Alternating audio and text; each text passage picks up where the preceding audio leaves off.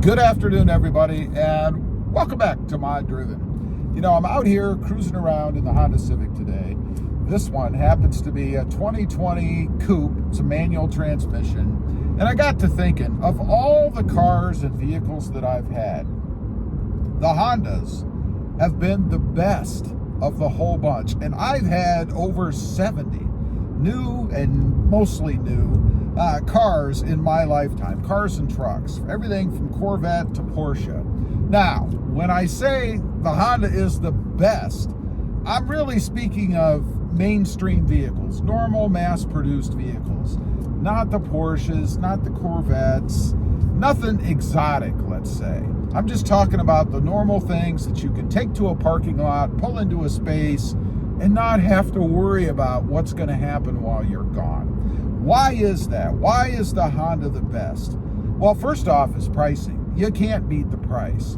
Compared to some of the other things that are out there, particularly if you get into trucks, and I know that's a whole different genre, right? They are the cheapest. You don't have to spend a ton of money for a Honda Civic. Now, as far as Honda Civics go, I've had the hatchback, I've had the SI, I've had the Type R, and the coupes, as well as the just normal four-door sedans. I've had the whole run of the Honda Civics, and I've got to say, every one has been awesome. Now, I'll preface that, I guess, when it comes to the Type R.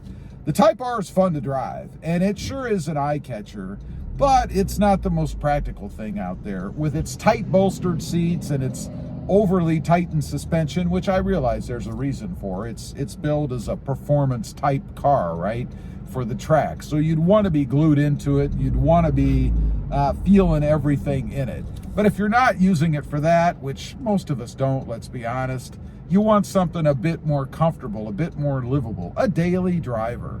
And that's where Honda excels. They're fun to drive. They get awesome fuel economy. And I mean, I'm getting over 31 miles per gallon now in this car.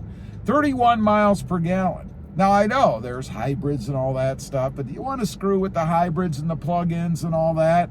I like the naturally aspirated, this is a non-turbo, old style. You know, they go, they're reliable, you don't have any issues, you don't have to worry about tracking down the next charging station or having problems with the batteries or the charging system in the hybrids. You know, they're not gutless either. I like that as well. This car is quick, it goes, and I never am wanting for power in a Honda. I've had other cars that were horrible, just dogs, slow, gutless, heavy. Another thing you notice when you have the Honda Civic is it's not an overly heavy car. It doesn't feel like it can't get out of its own way, which is saying a lot because it is a four-cylinder engine, right? This is, again, a non-turbo, just straight four-cylinder, 2-liter, naturally aspirated. That's all that you really need. The Hondas are fun to drive. They're zippy. They dart in and out of places. They fit everywhere.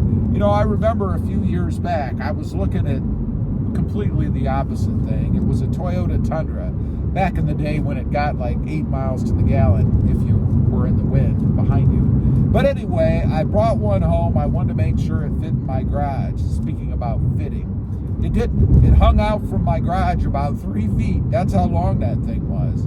You don't have that problem, obviously, with the Hondas. They're relatively small, particularly if you go with now would have to be a used coupe because you can't buy a new one. Or even the hatchbacks, the four doors, they all fit everywhere. I love that. And nobody's going to mess with them either. You know, they're not some gaudy car like a Corvette or a Porsche or something like that where you have to worry about it.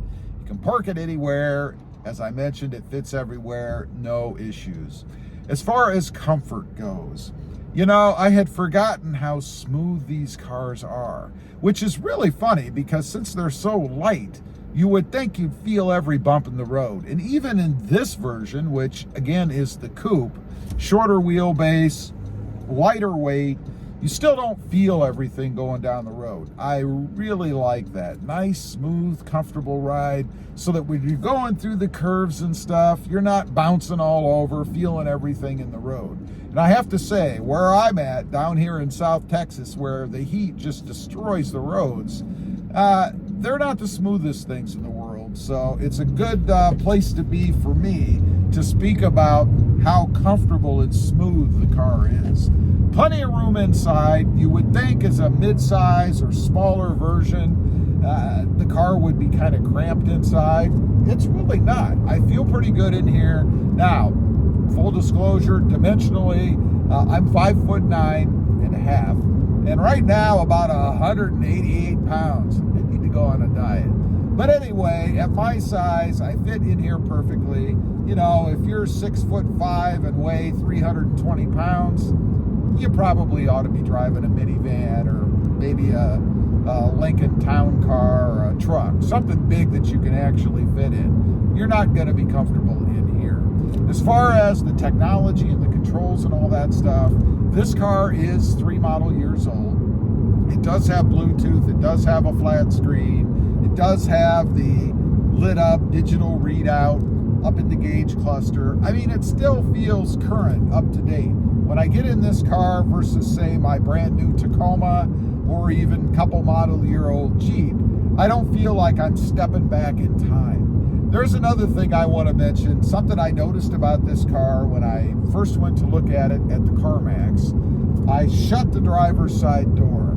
Now, for me, I've always liked the right thump when you shut the door. It's amazing to me. It's got that sports car kind of sound when you shut the door. And I know it's a trivial, crazy thing to talk about, but it makes a difference. It puts a smile on my face every time I shut the door and hear that thud. It's perfect. Love it. I highly recommend them. From a reliability standpoint, I've never had any issues with them. They've always ran really well, not spending my time sitting in the shop only for oil changes or stuff like that if I'm not doing them myself. Otherwise, you don't have to worry about it. They last forever. You should get well over 100,000 or 200,000 miles. My daughter right now is driving I think it's about 7 or 8 year old, something like that, Honda CR-V. It's got over 100,000 miles on it and still going strong. She might even hit 200,000 on that vehicle. Who knows? Anyway, I just wanted to get on here, kind of give a little review, my opinion, I guess. Suggest that, you know, if you're in the market, maybe you're looking for a second car, or maybe you just need a daily driver to get you to that brick and mortar every day, the Honda is an excellent way to go. Not the flashiest vehicle out there, of course, unless you go with the Type R, but they are awesome, they are fun to drive, and I love mine. Anyway, leave a comment. Let me know if you've got a Honda or ever had a Honda. What was your experience with it? Did you like it? I'd be curious to know. Also, real quick, I do have 2 additional channels. Rob Motive, all about the Toyota Tacoma, and Rob Motive JT, all about the Jeep Gladiator. Check them out, and if you're interested, why not subscribe? And while you're at it, smash the subscribe button here too. Thanks for watching. Stay safe out there. Bye.